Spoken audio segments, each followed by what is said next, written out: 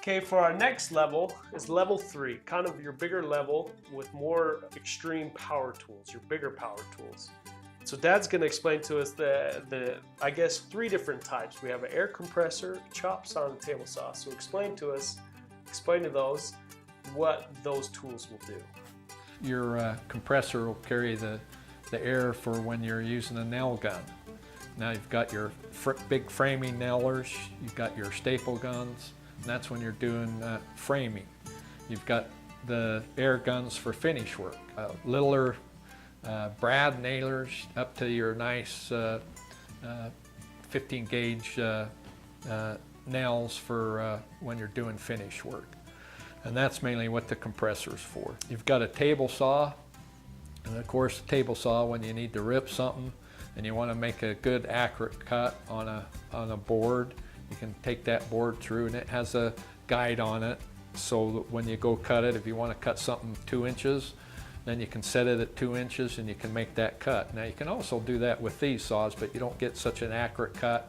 And with this, it's hard to make it nice, perfect, and straight. But sometimes when you're framing, you can still use this, and it doesn't matter. But when it comes to finish work and you want something to fit nice, it's nice to have a table saw to be able to straight cuts.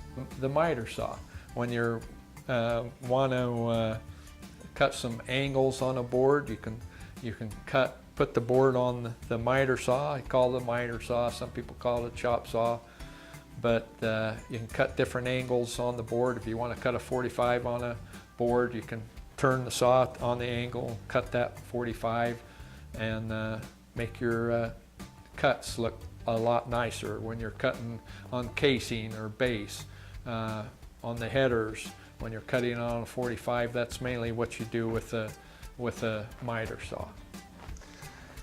So those tools are kind of your bigger tools when you start small, start with the first level, and then the second, and then the third. These levels will kind of help you gather your own tools and will be able to help you do it yourself.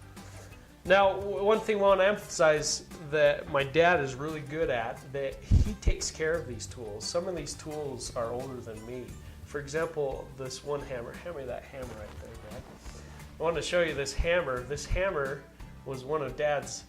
How old is this? This hammer's old.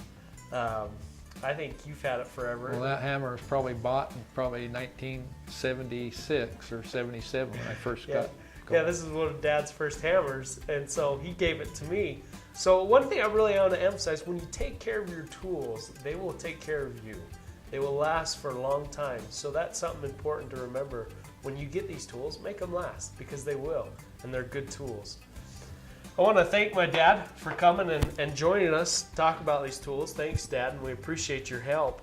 And we appreciate you guys taking the time to look at this video. Hopefully, if you have any questions, ask us, and we'll see you next time.